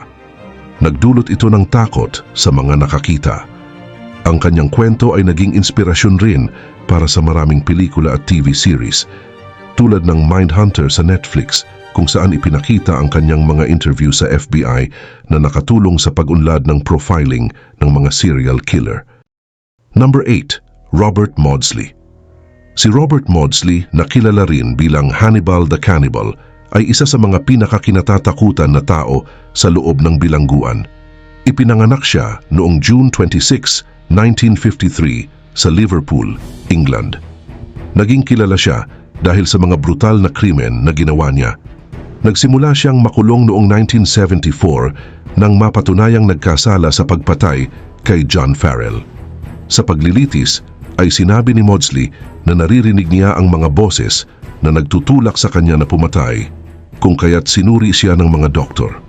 Samantala, sa unang taon ng kanyang pagkakulong ay gumawa siya ng sunod-sunod na pagpatay na nagdala sa kanya ng reputasyon bilang isang mapanganib na tao. Noong 1977 naman, habang nasa Broadmoor Hospital, ay pinatay niya ang kapwa bilanggo na si David Francis na isang child molester. Dahil sa krimen na ito, ay inilipat siya sa Wakefield Prison na mas mahigpit ang seguridad. Habang nasa Wakefield, ay pinatay niya ang 2 pang bilanggo sa loob lamang ng isang araw noong 1978. Ang mga biktima ay sina Salney Darwood at William Roberts. Dahil sa kanyang karahasan, ay inilipat siya sa isang espesyal na selda. Dagdag pa rito, ang selda na ito ay tinatawag na glass cage na parang selda ni Hannibal Lecter sa pelikulang The Silence of the Lambs. Ang selda ay gawa sa makapal na salamin na may matitibay na pader para hindi siya makapanakit ng iba pang bilanggo at mga gwardiya. May maliit rin na daanan para sa kanyang pagkain at ang mga gwardiya ay laging alerto sa paligid niya. Ngunit sa kabila ng kanyang pagiging isa sa mga pinakakinatatakutan na tao sa loob ng bilangguan, si Maudsley rin ay matalino. Mahilig siyang magbasa ng mga libro at mag-isip tungkol sa iba't ibang paksa. Sa mga bihirang pagkakataon na siya ay na-interview, ay ipinahayag ni Maudsley ang kanyang pagkakaintindi sa kanyang kalagayan at ang kanyang pananaw sa buhay. Sa kabila ng kanyang kasamaan, ang kanyang mga pananaw ay nagpapakita ng isang komplikadong pag-iisip. Number 9. Albert Fish. Si Albert Fish, na kilala rin bilang The Gray Man at The Boogeyman, ay isa sa mga pinakakilalang kriminal sa Amerika. Ipinanganak siya noong May 19, 1870 sa Washington, D.C. Lumaki siya sa isang mahirap na pamilya. Namatay ang kanyang ama noong siya ay bata pa lamang, kaya ipinadala siya sa isang ampunan. Doon ay nakaranas siya ng matinding pang-aabuso na nag-iwan ng malalim na sugat sa kanyang isipan. Nakilala si Fish dahil sa kanyang mga karumal-dumal na krimen mula 1920s hanggang sa maaresto siya noong 1934. Siya ay isang sadist at serial killer na tumatarget ng mga bata. Niloloko niya ang mga bata sa pamamagitan ng pagpapanggap bilang mabait na matanda. Ang isa sa kanyang pinakakilalang krimen ay ang pagdukot at pagpatay kay Grace Budd noong June 3, 1928. Pagkatapos ng ilang taon ay ipinadala ni Fish ang isang sulat sa pamilya Budd na nagdedetalye ng kanyang brutal na pagpatay at pagkain kay Grace. Dahil dito ay natuntun siya ng mga pulis. Ngunit nang mahuli si Fish, ay natuklasan ng mga pulis ang iba pang mga kaso ng pagpatay at pang-aabuso na ginawa niya. Sa kanyang mga pag-amin ay walang pagsisisi si Fish at ipinakita niya ang kanyang hilig sa pananakit at pagmamalupit. Ang kanyang mga testimonya ay nagdulot ng takot at pagkasuklam sa publiko. Ang mga detalyadong kwento ng kanyang mga krimen ay nagpapatunay din na siya ay isa sa mga pinaka-nakakatakot na kriminal sa kanyang panahon. Si Albert Fish ay ikinulong sa Sing Sing Correctional Facility sa Ossining, New York, habang hinihintay ang kanyang hatol. Noong Marso 1935, siya ay nahatulan ng kamatayan sa pamamagitan ng electric chair. Ang kanyang mga huling araw sa bilangguan ay puno ng kakaibang asal at pahayag na nagpapakita ng kanyang kabaliwan. Noong Enero 16, 1936, siya ay pinarusahan ng kamatayan sa Sing Sing. Maraming saksi ang nagsabi na tila masaya pa si Fish sa kanyang kamatayan, na nagpapakita ng kanyang malalim na pagkasira ng pag-iisip. Sa kabila nito, ang mga litrato ni Albert Fish mula sa panahon ng kanyang pagkakakulong ay mahalagang ebidensya ng kanyang pagkatao. Ang kanyang itsura ay nagpapakita ng isang payat, matanda at tila walang buhay na lalaki. Ngunit ang kanyang mga mata ay puno ng kadiliman at kasamaan. Ang mga litrato ay nagpapaalala sa mundo tungkol sa mga kakilakilabot na mga krimen na kanyang ginawa. Number 10. Tommy Lynn Sells. Si Tommy Lynn Sells ay kilala bilang isa sa mga pinakakinatatakutang kriminal na nakulong at unang nahuli sa kamera matapos siyang arestuhin ng mga pulis. Ipinanganak siya noong June 28, 1964 sa Oakland, California. Si Sells ay nagkaroon ng magulong buhay, puno ng karahasan at krimen mula pagkabata hanggang sa kanyang pagkakaaresto. Kaugnay nito, lumaki si Sells sa isang magulong pamilya. Bata pa lang siya, ay nakaranas na siya ng pang-aabuso at kapabayaan. Ang kanyang ina ay isang alcoholic at hindi niya kilala ang kanyang ama. Sa edad na 8, ay naglakbay sila ng kanyang ina sa iba't ibang estado. Dito niya nakita ang iba't ibang anyo ng karahasan. Ayon kay Sells, nagsimula siyang pumatay sa edad na 14. Gayon din, ang mga krimen ni Sells ay naganap sa halos 3 dekada. Ayon sa kanya, responsable siya sa mahigit 75 pagpatay. Ang kanyang mga biktima ay kababaihan, kalalakihan at pati mga bata. Subalit, isa sa mga pinakakilalang krimen niya ay ang pagpatay kay Kaylin Harris, na isang batang babae na pinatay niya noong 1999 sa Del Rio, Texas. Ang kalupitan ng kanyang mga krimen at ang kawalan niya ng pagsisisi ay nagdulot ng takot at galit sa mga komunidad na kanyang pininsala. Ngunit noong January 2, 2000 ay nahuli si Sells matapos subukang patayin si Crystal Surles, na isang batang babae na nagawang makatakas at magbigay ng mahalagang impormasyon sa mga pulis. Ang testimonya ni Crystal ay nagbigay daan sa pagkakahuli kay Sells na umamin kalaunan sa kanyang mga krimen. Ang mga awtoridad ay nagulat sa dami at kalupitan ng kanyang mga pagpatay. Sa kanyang paglilitis ay ipinakita ni Sells ang kakilakilabot na kawalan ng pagsisisi. Habang nakikipag-usap sa mga reporter at mga investigador, ay madalas niyang ikwento ang kanyang mga krimen na parang normal na pangyayari lang. 15 malulupit na bilangguan na may pinaka nakakatakot na parusa. Welcome sa Arvin Polo TV. Ang kulungan ang nagsisilbing tirahan ng mga taong nakakagawa ng mga krimen. Dito sila ipinipiit upang maiwasan na makagawa sila ng iba pang mga masasamang gawain. Siguro ay madalas mo ding marinig sa mga balita ang tungkol sa mga mararahas na kulungan sa buong mundo. Matindi ang mga kondisyon sa loob ng mga selda nito at paniguradong hindi mo gugustuhing makapunta dito. Pero bakit kaya itinuturing na malupit ang mga bilangguan na ito? At sa video ngang ito ay aalamin natin kung ano-ano nga ba ang 15 na mga malulupit na bilangguan sa mundo. Kaya naman simulan na natin. Number 1, Black Dolphin Prison. Ang Black Dolphin Prison ay matatagpuan sa Orenburg Oblast, Russia. Ito ay isa sa mga pinakamatinding bilangguan sa mundo. Dito ikinukulong ang mga pinakadelikadong kriminal sa Russia, gaya ng mga serial killer, terorista at cannibal. Itinatag ito noong panahon ng Russian Empire at kilala sa pagiging malupit. Pagdating sa Black Dolphin, ang mga bilanggo ay kailangang lumuhod.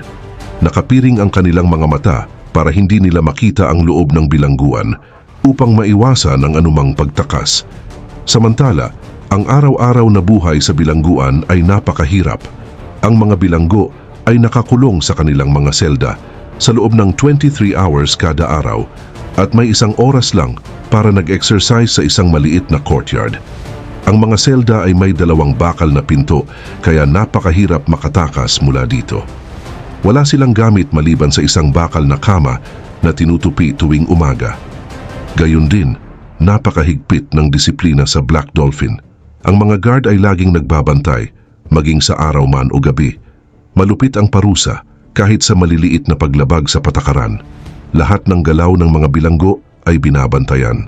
Ang pagkain nila ay tinapay at sabaw lang at kakaunti lang ang medical services. Ang Black Dolphin Prison ay simbolo ng matinding punishment system sa Russia at hanggang ngayon ay kinatatakutan ito ng lahat ng kriminal sa Russia. Ang amoy at dumi ay nagdadagdag naman sa sakit at infection na kumakalat sa loob ng bilangguan. Number 3. Butyrka Prison. Ang Butyrka Prison sa Russia o kilala rin bilang Butyrskaya Tsurma ay isa sa pinakamatandang bilangguan sa bansa. Matatagpuan ito sa Moscow at itinayo noong 1771. Kilala ito sa matinding kalupitan at parusa. Ang bilangguan na ito ay naging tahanan ng iba't ibang uri ng bilanggo, mula sa mga political inmates hanggang sa mga criminals. Napakasikip ng mga selda rito na madalas puno ng tao. Dahil dito ay maraming bilanggo ang nagkakasakit at namamatay. Halos walang kalinisan sa loob at kulang ang pagkain. Madalas ding hindi pinapansin ang kalagayan ng mga bilanggo. Kaugnay din nito, isa sa mga kilalang parusa sa Butyrka ay ang death row. Dito ay ikinukulong ang mga bilanggo sa mga selda na walang sapat na hangin at liwanag. Dinisenyo ang mga selda na ito para pahirapan ang mga bilanggo, kaya madalas silang nasisiraan ng bait at nagkakaroon ng depresyon. Karaniwang ginagamit ang torture para pahirapan ang mga bilanggo at makakuha ng impormasyon. Madalas ding binubugbog at sinasaktan ng mga bantay ang mga bilanggo. Karagdagan pa rito, ang pag-iisa sa selda ng walang komunikasyon ay isa pang paraan ng pagpapahirap. At dahil sa kawalan ng sapat na pag-aalaga, ay nagkakasakit sila ng malubha. Maraming kwento ng paghihirap at kalupitan ang kasaysayan ng Butyrka. Maraming kilalang political inmates tulad nina Alexander Solzhenitsyn at Mikhail Khodorkovsky ang nabilanggo dito. Ang kanilang mga karanasan ay nagpakita ng masamang kalagayan sa loob ng Butyrka at naging simbolo ng paglabag sa karapatang pantao sa Russia. Number 4. Petak Island Prison. Ang Petak Island Prison o kilala rin bilang Petak Island Correctional Facility ay isa sa mga pinakamarahas na kulungan sa buong mundo. Matatagpuan ito sa loob ng White Lake sa northern part ng Russia. Kilala ito sa sobrang lupit at napakahirap na kondisyon ng pamumuhay sa loob nito. Itinatag ito noong panahon ng Soviet Union at patuloy itong ginagamit para sa mga pinakamapanganib na kriminal sa bansa. Ginawa ang Petak Island Prison para maging imposible na may makatakas na preso mula dito. Napapalibutan ito ng malamig at malalim na tubig ng White Lake na nagsisilbing natural na hadlang sa pagtakas. Binubuo ang kulungan ng ilang maliit na gusali na may makakapal na pader at metal fence. Madalas ikulong ang mga preso sa maliliit na selda na halos walang kasangkapan at kadalasan ay 2 o 3 preso ang nagsisiksikan sa isang selda na halos kasing laki lang ng isang cabinet. Puno ng paghihirap ang buhay sa Petak Island Prison. Halos walang kalayaan ang mga preso at kaunti lang ang oras na ginugugol nila sa labas ng kanilang mga selda. Ang pagkain ay kadalasang hindi sapat at binubuo lang ng tinapay at tubig. Hindi rin maganda ang kalagayan ng kalusugan dito at maraming preso ang nagkakasakit dahil sa kakulangan ng tamang pangangalaga at kalinisan. Number 5. Bangkwang Central Prison. Ang Bangkwang Central Prison na nasa Nonthaburi, Thailand ay kilala bilang isa sa pinakamalupit na bilangguan sa mundo. Tinatawag din itong Bangkok Hilton. Dito ikinukulong ang mga preso na may mabibigat na parusa, lalo na ang mga nasa death row. Itinatag ito noong 1933 at may capacity na higit sa 4,000 inmates. Sa loob ng Bangkwang ay sobrang hirap ng kalagayan. Madalas kulang sa pagkain at tubig ang mga preso at kulang din ang medical services. Siksikan ang mga selda at hindi maganda ang ventilation kaya mabilis kumalat ang mga sakit. Ang mga bagong preso ay kailangang magsuot ng bakal na posas sa kanilang mga paa sa loob ng 3 buwan o higit pa bilang parusa at para din sa seguridad. Maliban dito, ang Bangkwang ay kilala rin sa pagpapatupad ng death penalty. Ang mga preso na hinatulan ng kamatayan ay inilalagay sa death row kung saan sila naghihintay ng kanilang huling araw. Simula noong 2003, ang paraan ng pagbitay ay lethal injection. Ang paghihintay para sa pagbitay ay nagdudulot ng matinding takot at hirap sa isip ng mga bilanggo. Araw-araw na pakikibaka ang nararanasan sa Bangkwang. Kailangan magtrabaho ng mga preso para kumita ng kaunting pera na pambili ng dagdag na pagkain o mga basic needs nila. Laganap din ang suhol at corruption kung saan ang mga mayayamang preso ay nakakakuha ng mas magandang kalagayan habang ang mga walang pera ay patuloy na naghihirap. Kilala rin ang mga gwardya sa kanilang malupit na pagtrato sa mga preso at ang anumang paglabag sa mga patakaran ay maaaring humantong sa matinding parusa tulad ng pambubugbog. Number 6. La Modelo. La Modelo ay isang bilangguan sa Bogota, Colombia na kilala sa buong mundo dahil sa malupit na kalagayan at mga nakakatakot na parusa dito. Itinayo ito noong 1950s para lamang sa 2,000 na mga bilanggo, ngunit ngayon ay sobra na ang dami ng mga bilanggo kung kaya't naging mas mahirap ang kanilang kalagayan. Sa La Modelo, ang mga bilanggo mismo ang namamahala sa loob. Bagaman may mga opisyal na bantay, ang mga gang pa rin ang may kontrol. Araw-araw ay may karahasan at maraming bilanggo ang nasasaktan o namamatay dahil dito. Bukod pa rito, madalas ding kulang ang pagkain at tubig sa La Modelo. Mahina rin ang mga medical facilities kung kaya't madali para sa mga bilanggo na magkasakit. At dahil sa kakulangan ng space ay marami sa kanila ang natutulog sa sahig. Ang kalagayan dito ay puno ng hirap at takot. Ang karahasan ay normal na pangyayari sa araw-araw dahil kaya itong kontrolin ng mga gang. Gayun din, ang justice system sa Colombia ay nahaharap sa malaking problema dahil sa ganitong kalagayan sa mga bilangguan tulad ng La Modelo. Number 7. Nairobi Prison. Ang Nairobi Prison na nasa kapital ng Kenya ay kilala bilang isa sa mga pinakamalupit na kulungan sa bansa. Itinayo ito noong panahon ng mga Briton para sa mga itinuturing nilang kriminal. Sa paglipas ng mga taon ay naging simbolo ito ng kalupitan at kawalan ng katarungan.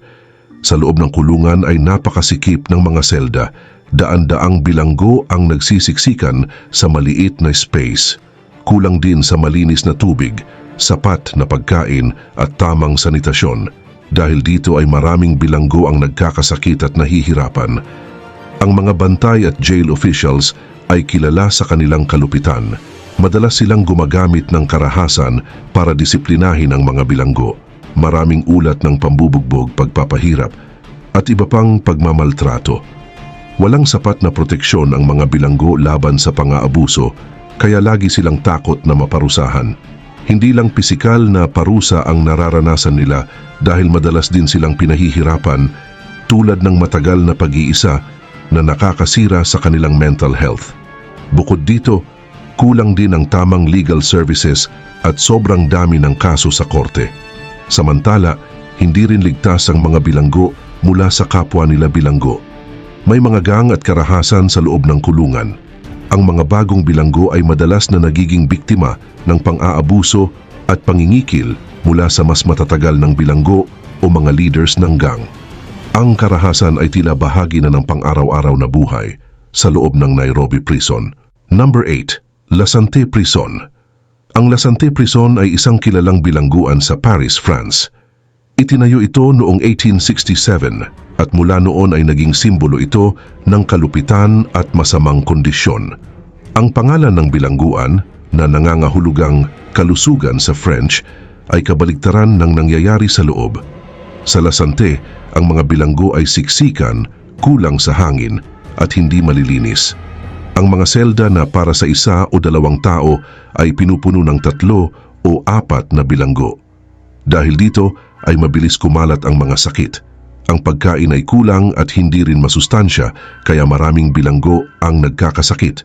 Bukod dito, laganap din ang physical at emotional abusing. Karaniwan ang karahasan sa La Santé. Madalas mangyari ang mga riot at gulo. Maraming insidente ng pambubugbog, pananaksak at iba pang uri ng karahasan. Ngunit sa halip na pigilan ito ay madalas pang maging bahagi ng problema ang mga bantay. Gumagamit sila ng kalupitan para magpanatili ng kaayusan. Samantala, ang pagkakakulong sa La Santé ay hindi lang physical punishment, kundi pati na rin pagsubok sa emosyon ng mga bilanggo. Ang pag-iisa na ginagamit bilang parusa ay nagdudulot ng matinding depression, pagkabalisa at iba pang mental problems. Maraming bilanggo ang nawawalan ng pag-asa at may mga kaso pa nga ng pagpapakamatay. Number 9. Hualo Prison.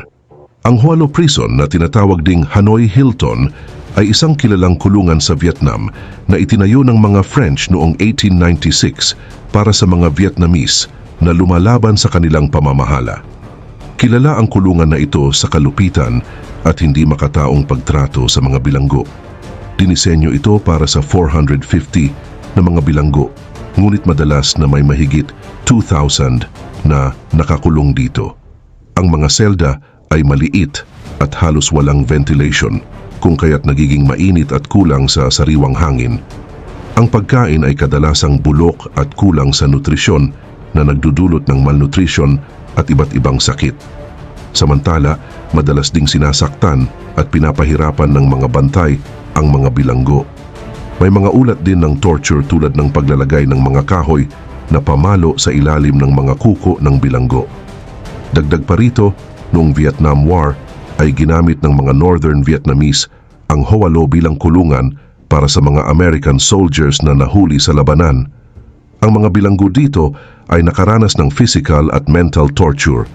Madalas rin namang tinututukan ng baril, sinasaktan at pinipilit na umamin o magbigay ng impormasyon ang mga sundalo. Bukod dito, ang mga kondisyon sa Hualo ay nagdulot din ng long-term effects sa mga nakaligtas. Number 10. Maracaibo National Prison.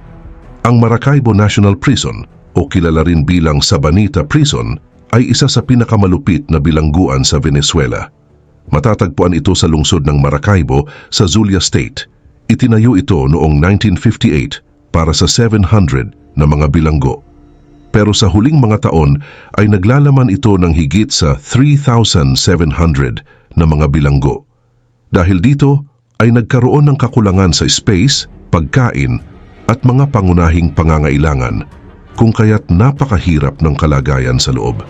Kaugnay nito, isa sa mga dahilan kung bakit itinuturing na malupit ang Maracaibo National Prison ay dahil halos walang kontrol ang mga autoridad dito.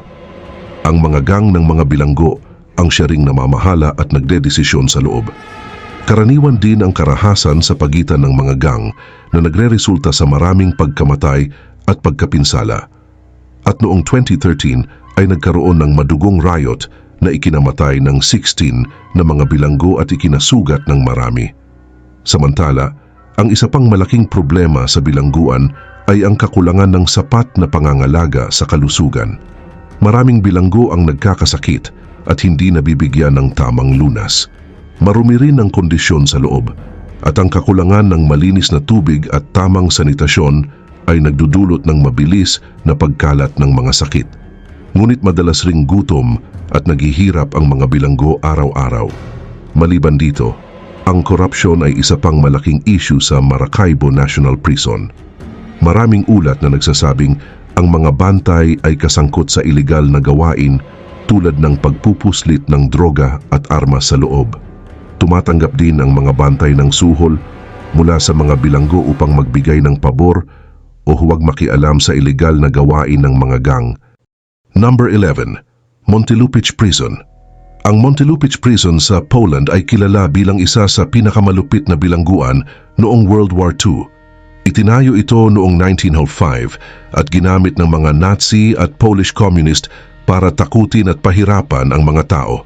Matatagpuan ito sa Krakow at naging lugar ng matinding paghihirap para sa maraming bilanggo.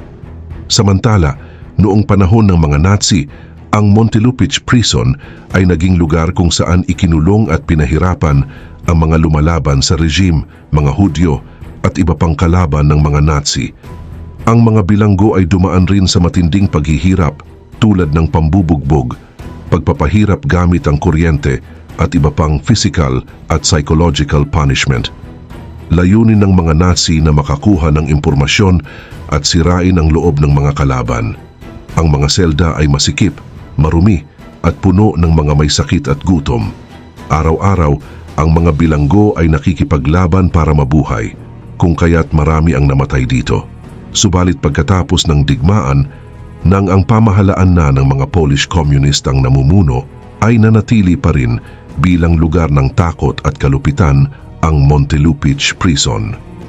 Ginamit ito ng mga communist authority para supilin ang kanilang mga kalaban at sino mang itinuturing na banta sa kanilang kapangyarihan. Ang mga dating miyembro ng Polish Home Army at iba pang anti-communist group ay ikinulong rin dito. Ang kanilang karanasan ay halos katulad din ng sa panahon ng mga Nazi. Number 12. Pulicharki Prison. Ang Pulicharki Prison ay isang kilalang bilangguan sa silangan ng Kabul, Afghanistan. Itinayo ito noong 1970s at kayang maglaman ng libu-libong bilanggo. Kilala ang lugar na ito dahil sa sobrang kalupitan at matinding pagpapahirap sa mga nakakulong. Samantala, noong panahon ng Soviet occupation at mga civil war, ay maraming bilanggo ang nakaranas ng matinding torture sa Pulicharki. Maraming political prisoners, mga pinaghihinalaang rebelde, at mga ordinaryong mamamayan ang dinala rito at pinahirapan. Marami sa kanila ang bigla na lang nawawala at hindi na muling nakita. Ang mga preso ay pinapaluhod sa harap ng mga firing squads, pinapalo hanggang mawalan ng malay, at binubugbog ng walang tigil. Gayon din naman ang kondisyon sa loob ng bilangguan ay sobrang hirap. Ang mga selda ay masikip at marumi at walang sapat na hangin. Kulang din ang pagkain, tubig at medical assistance. Maraming preso ang nagkakasakit at namamatay dahil walang medical aid. Ang mga namamatay naman ay inililibing sa mga hukay na malapit sa bilangguan. Ngunit kahit na may mga pagtatangka na gawing maayos ang Pulicharki at pagandahin ang kalagayan ng mga preso, ay nananatili pa rin ang imahe ng kalupitan at takot. At noong 2008 ay nagkaroon ng mga kaguluhan sa loob ng bilangguan na nagresulta sa pagkamatay ng maraming preso. Ipinakita nito na patuloy pa rin ang mga problema sa loob ng Pulicharki. Sa kabilang banda, ang Pulicharki Prison ay nagsisilbing simbolo ng pang-aabuso at kalupitan. Number 13. Lurigancho Prison. Ang Lurigancho Prison sa Lima, Peru ay isa sa pinakabrutal na kulungan sa mundo. Itinatag ito noong 1974 at ginawa para lamang sa 2,500 na mga bilanggo. Pero ngayon ay may humigit kumulang 11,000 na mga bilanggo na dito. Dahil dito ay sobrang masikip at mahirap ang mga kondisyon sa loob. Kulang din ang mga facilities at staff, kung kaya't maraming problema sa kalinisan, kalusugan at kaligtasan. Sa loob ng Lurigancho ay halos walang kontrol ang mga autoridad. Ang mga gang at criminal groups ang namamahala, kaya madalas ang karahasan at kaguluhan. May mga improvised weapon ang mga bilanggo at naglalaban sila para sa teritoryo at kapangyarihan. Dahil dito ay laging may takot at kawalan ng seguridad ang mga bilanggo. Gayon din, maraming ilegal na kalakalan sa loob, lalo na sa droga. Ang Lurigancho ay sentro rin ng distribusyon ng droga sa Peru at ang mga bilanggo mismo ang mga dealer. Ang droga ay nagdudulot ng karagdagang karahasan at kaguluhan na nagpapalala sa kalagayan ng mga bilanggo. Madalas ay napipilitang makisali ang mga bilanggo sa ilegal na gawain para lamang mabuhay. Bukod dito ay kulang rin ang malinis na tubig, sapat na pagkain at tamang sanitation. Maraming bilanggo ang nagkakasakit tulad ng tuberculosis, HIV, AIDS at iba pang sakit. Dahil sa kakulangan ng medikal na pangangalaga, ay maraming bilanggo ang namamatay sa mga sakit na dapat sanay nagagamot. Number 14. Vladimir Central Prison. Ang Vladimir Central Prison, na kilala rin bilang Vladimirsky Central, ay isang kilalang bilangguan sa Russia na matatagpuan sa lungsod ng Vladimir. Itinatag ito noong 1783 at kilala dahil sa matinding kalupitan sa mga bilanggo, lalo na noong panahon ng Soviet Union. Maraming political prisoners ang dinala rito noong 1930s sa panahon ng pamumuno ni Stalin. Kaugnay nito, isa sa mga pinaka-nakakatakot na bahagi ng Vladimir Central Prison ay ang Severe Regime Section. Dito ang mga bilanggo ay pinaparusahan ng napakabigat. Ikinukulong sila sa maliliit na selda na walang tamang ventilation o ilaw, kaya nagkakasakit sila. Kaunti lang ang pagkain at hindi sapat ang nutrition, kaya marami ring bilanggo ang nagkakasakit. Marumi rin ang lugar, kaya madaling kumalat ang sakit. Ngunit karaniwan ang pisikal na pagpapahirap sa Vladimir Central. Ang mga guwardya ay gumagamit ng iba't ibang paraan para piliting umamin ang mga bilanggo o magbigay ng impormasyon. Kasama dito ang matinding pambubugbog, pagkakadena sa malamig na selda sa gitna ng taglamig at paggamit ng mga devices na nagdudulot ng matinding sakit. Marami ring bilanggo ang namatay o nasaktan ng husto dahil dito. Maliban dito, apektado rin ang mental health ng mga bilanggo sa Vladimir Central. Dahil sa sobrang kalungkutan at kawalan ng komunikasyon sa labas, ay nagkakaroon sila ng depression at iba pang problema sa pag-iisip. Maraming bilanggo ang nakakaranas ng hallucinations at delusions dahil sa matinding stress at kakulangan sa tulog. Number 15, Stanley Prison. Ang Stanley Prison sa Hong Kong ay isa sa mga pinakakilalang bilangguan at isa rin sa pinakabrutal sa mundo. Itinayo ito noong 1937 at isa sa pinakamatanda at pinakamalaking bilangguan sa Hong Kong. May capacity ito na umaabot sa humigit kumulang 1,500 na mga bilanggo at karamihan sa kanila ay nakagawa ng mabibigat na krimen tulad ng pagpatay, panggagahasa at drug smuggling. Gayon din, ang buhay sa Stanley Prison ay napakahirap. Ang mga bilanggo ay mahigpit na binabantayan at nakatira sa masikip na mga selda na kadalasan ay kulang sa hangin. Ang bawat selda ay may 2 hanggang 3 bilanggo kung kaya't kulang na kulang ang space. Nagdudulot ito ng stress at madalas ay kaguluhan at karahasan sa loob ng bilangguan. Dagdag pa rito, ang disiplina sa Stanley Prison ay napakahigpit. Ang mga gwardya ay gumagamit ng iba't ibang parusa para mapanatili ang kaayusan. Ang mga bilanggo na lumalabag sa mga patakaran ay pinaparusahan ng physical punishment tulad ng pagkakulong ng mag-isa sa isang maliit at madilim na selda sa loob ng mahabang panahon. Sa solitary confinement ay walang liwanag ng araw o pakikipag-usap sa iba, kung kaya't mas nagiging mahirap ang kanilang kalagayan. Bukod sa physical punishment, ang mga bilanggo sa Stanley Prison ay nakakaranas din ng matinding psychological torture.